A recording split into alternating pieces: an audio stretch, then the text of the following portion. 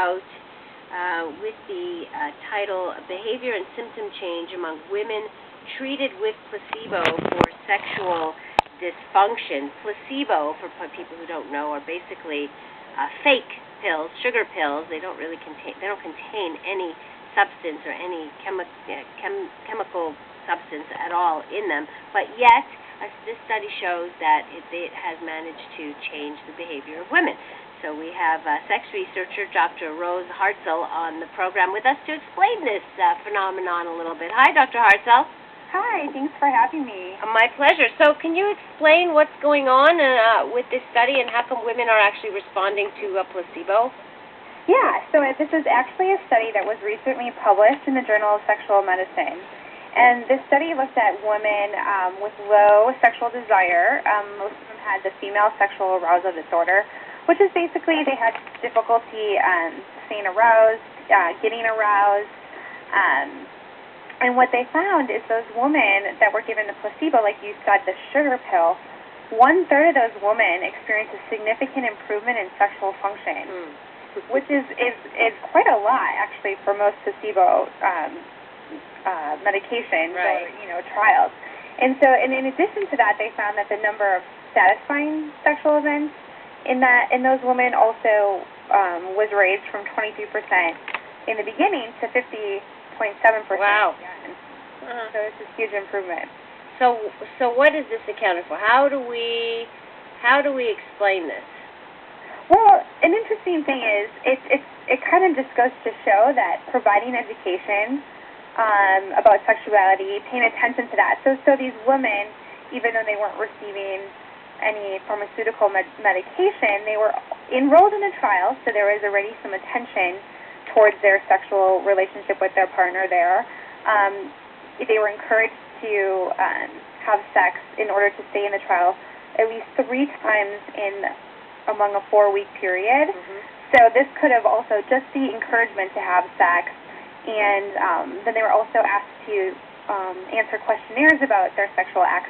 So part of it, too, could have been the reflection, reflecting back on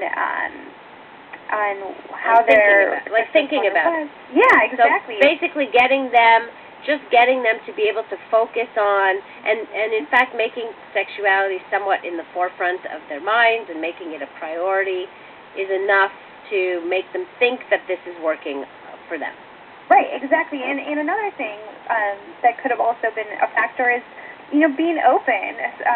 Women that were enrolled in this trial probably might have shared with their partner that they were paying attention to their sexuality and wanting to do something about it, and then talking about sex with their partner, and all those things can increase their sexual desire, arousal, and create more satisfying sexual events. I just have one question, because a lot of this stuff, a lot of the research that was done on this and raised a lot of questions from another camp, and what do you say to people who think that we are kind of pathologizing women's sexuality, and that the numbers that are often showed as to how many women suffer from some sort of sexual problem is so huge when you think about it that, in fact, it almost seems like that would be the norm rather than a dysfunction. Well, and in terms of psychology, we don't pathologize any. If someone has low desire and it's not bothersome to them at all or to their relationship, then we do nothing for them. Right. And they would not be considered to have female sexual arousal disorder. In order to be diagnosed with a certain disorder, it needs to be disruptive to their lives. It needs to be something that is a concern.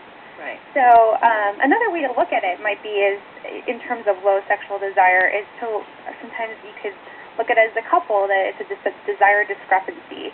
So she might be having some low sexual desire, but he might be having some other issues as well.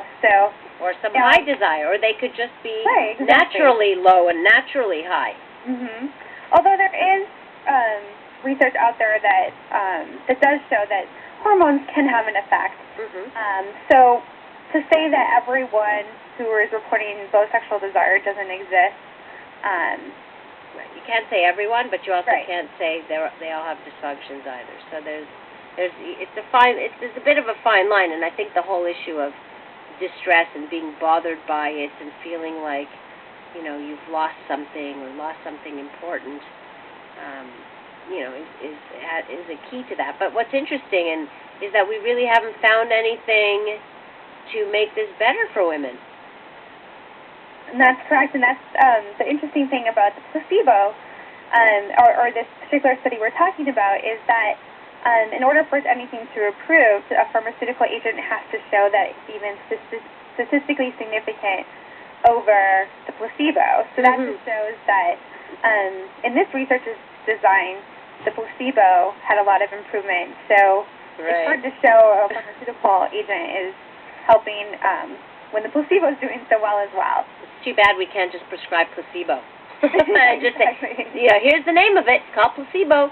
But I think, the point I think you're making here, too, is really that just the fact of talking about it, being involved in your own, wanting to explore your own sexuality, wanting to improve it in some way, is certainly enough to make you have more satisfying sex and maybe even more sex.